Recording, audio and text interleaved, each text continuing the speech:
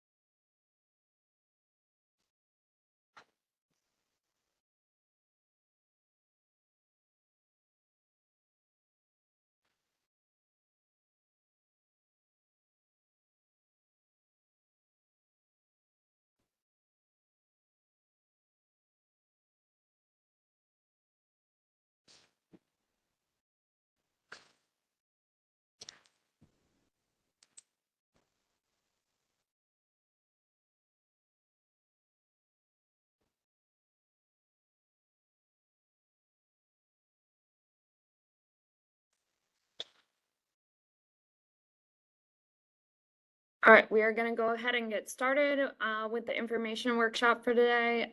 This call is being recorded. Today's call is the information workshop on the New York State Farm to School Grant Program, RFP number 0336, or event ID in the state financial system, AGM-FTS 24. The agenda for today's call, we will go over the program description, background, and availability of the funding, eligible projects,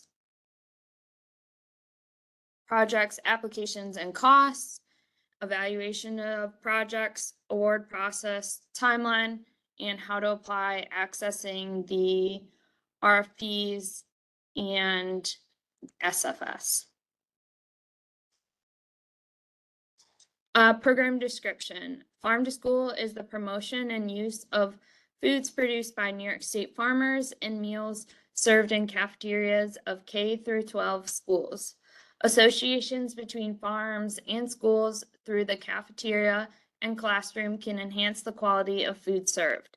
With over 700 school districts in New York State, there is an opportunity to foster relationships among New York State farmers, food hubs, producers, processors, and distributors to benefit school-age children. The funding. A total of $1.5 million is available for the Farm to School Competitive Grant Program. This year, $300,000 will be set aside for first-time recipients. Grant awards can range from $50,000 to $100,000. Applicants may apply for only one grant per funding period. Applications must apply for $50,000 to $100,000. The contract terms will be September 1st, 2024 through August 31st, 2026. We are moving this to a biannual award process, so the next grant award will not come out till 2026. Eligible applicants. The following are eligible applicants for this grant program: registered nonprofit organizations, K through 12 school food authorities, charter schools, Indian tribal organization. The following are ineligible applicants for this grant program: entities or organizations not situated in New York State, private individuals, and for-profit organizations. Project costs. We'll go over the eligible costs as well as the ineligible costs. Salaries and wages, including fringe benefits, contractual services, staff training, permanent or physical structural improvements, insurance permits, excluding permit to operate farmers market at a proposed location, transportation costs, including the leasing of a vehicle for a 2-year period or purchasing of a vehicle, supplies and equipment. Eligible equipment costs must be directly related to the project. Food for menu development and taste test. These are all the eligible costs for this grant program. And then we're going to go over the ineligible costs for this grant program, expenses not related to the grant, purchases of cell phones, purchase of computer hardware or office equipment, costs associated with preparing an application, costs supported in whole or part by other state funding, salaries and wages unrelated to the proposal, rent or lease, food purchased by any USDA child nutrition program, including NSLP, SBP, and SFSP. Cost incurred prior to the award of the grant. These are all ineligible costs for this grant program. The competitive grant evaluation process. Once applications are submitted, the department will screen each proposal for a minimum qualification and completeness. And then those eligible awards or eligible applications will be scored by a team of technical reviewers will score each project. The scoring threshold is set at 65 out of 100 points. All projects scoring at or above this threshold and meeting the other eligibility requirements will be considered for funding. The scoring of the projects. All eligible proposals will be competitively rated at a total of 100 points, can be achieved from the following criteria: project description with a maximum of 20 points, plan of work with a maximum of 25 points, reasonableness of cost, a maximum of 20 points, qualification of project benefits, maximum of 25 points, personnel, maximum of 5 points, and outside support, maximum of 5 points. Note that the technical review criteria can be found in full on the RFP.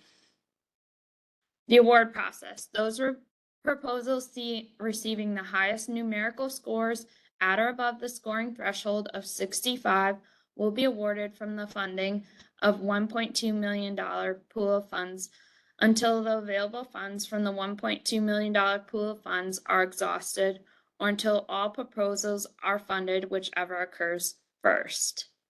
After the $1.2 million pool of funds is exhausted, proposals from the first-time awardees that score above the scoring threshold will be awarded from the separate $300,000 pool of funds in the ranked order until such time as the separate pool is exhausted, or until all proposals from first-time awardees are funded, whichever occurs first.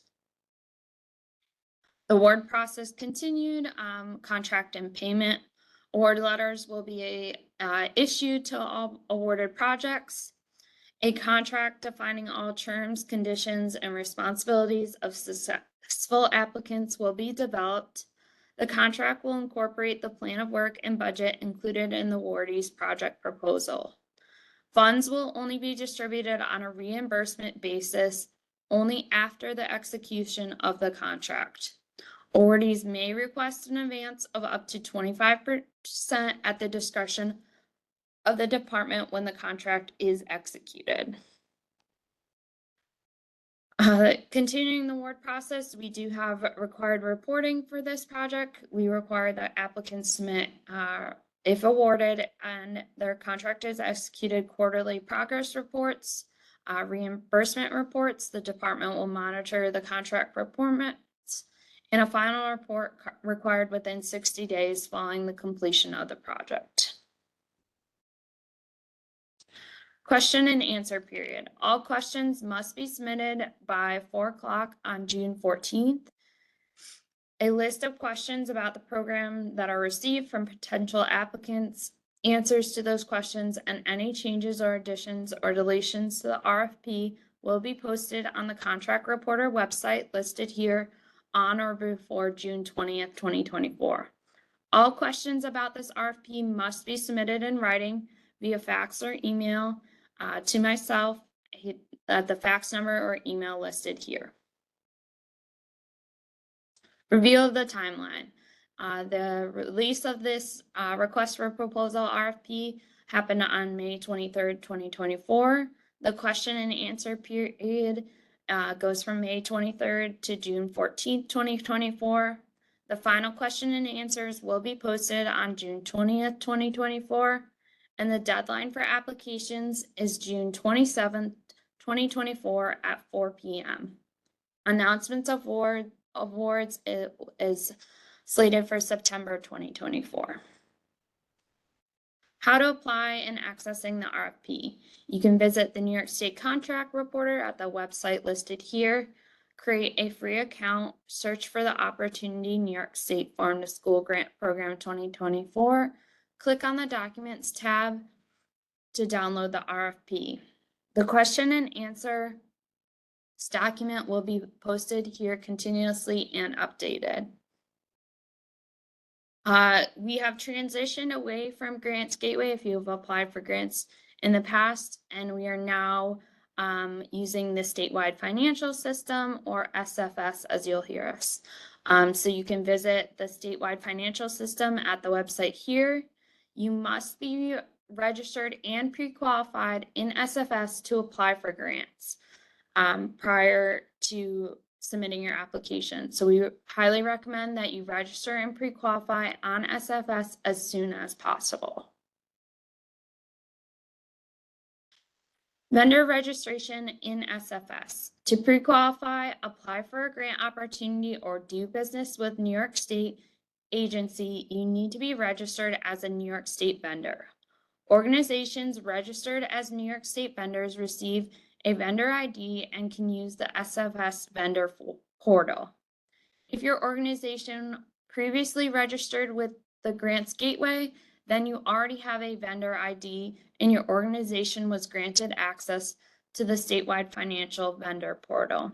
The vendor ID is not your taxpayer ID or your employee identification number. The vendor ID is a number that was assigned to your organization when you completed the registration process. If you do not know your vendor ID, contact the SFS help desk at the email here or the phone number. If your organization was not previously registered in the Gateway, then you will need to initiate the registration process.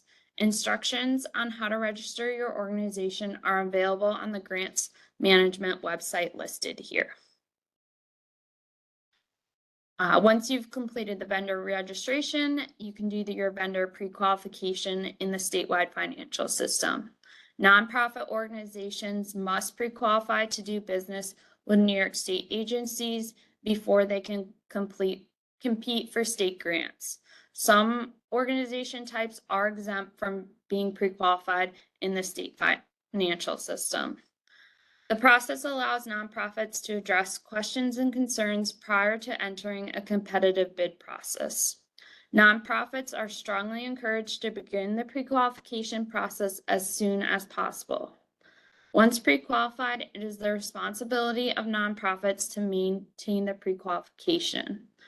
The IRS 990 financial statement and charity bureaus filing expire on an annual basis, and it is the responsibility of that organization to maintain those documents in the statewide financial system.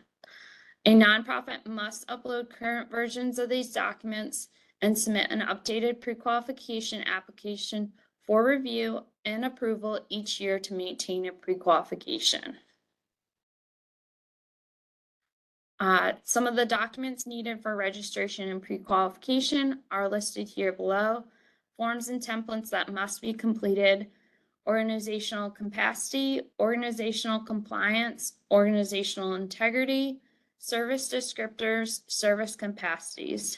Some documents that must be uploaded: certificate of incorporation or equivalent document, IRS 501c determination letter, IRS 990, audit reviews and findings, CHR 500 or CHR 410, board of directors profile, senior leadership resumes, and corporate bylaws.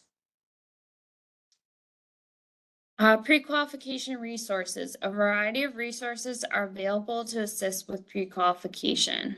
A complete overview of the policy, questions, and required documents can be found in the grantee pre-qualification manual. Additional helpful documentation to assist you with completing your pre-qualification is available on the Grants Management website.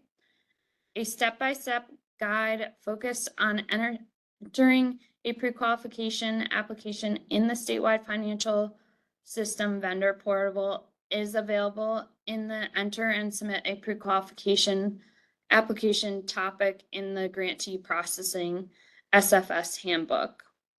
Webinars recordings are also available in SFS Coach. So how to apply for this grant opportunity? All applications must be submitted through the statewide financial system. So make sure you're registered and pre-qualified as soon as possible if you plan on applying. You must be logged in as a bid response initiator or bid response submitter. To find the grant opportunity navigation, you'll either click on the grants management state tile on your homepage. If that tile is not up on your homepage, then you are logged in as the wrong role within SFS. Alternate navigation from the nav bar, select menu, manage events and place bids, view events and place bids. Click the bid event search tile, enter the applicable search criteria in the search criteria fields. So there is an event ID, AGM-FTS24. Click the search button and select the interested bid event. As part of the response to the bid event, you will be reviewing key dates, information, and instructions provided by the agency, answering general questions such as contact information, and addressing where the funds will be used or spent, responding to applications questions set up by the agency, entering a budget and work plan information, and submitting your total bid amount. You can review trainings and step-by-step instructions on SFS. We recommend logging in early as possible to start your bid event in SFS, and that way you're not meeting up with a deadline at the end and working with them. There is a SFS help desk, so any questions regarding how to submit your application or issues that you're having with the application, please reach out to them. They will be the best point of contact for you. So there's an email, a phone number listed here, and there's also an SFS support tile when you're in the vendor portal. Please include as much details as possible when contacting the help desk. Some of those details are listed here. That way they can try and help you as quick and as soon as possible. As a reminder, the troubleshooting tips for SFS users guide provides a list of basic troubleshooting tips, reminders, and contact information for users who are able to log into the system or need assistance with the system. Note, the help desk ticket responses will come from a different email listed here. So please, if you plan on applying, make sure you log in and get registered and pre-qualified as soon as possible. And if you are having any issues with your application, please reach out to the help desk. And we advise not waiting till the last day to try and submit that application. That way, you know, the help desk has time to help you if you're having any issues with your application. Any questions must be submitted in writing.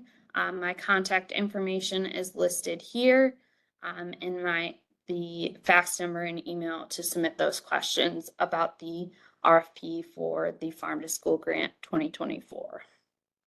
There's also links for more information on this RFP listed here. We have the contract reporter link, the Ag and Markets funding page link, and a link to the public on the statewide financial system portal. Thank you, and that will end our call for today. Like I said, any questions you have on this grant opportunity must be submitted in writing via fax or email to the contact information listed here. Thank you.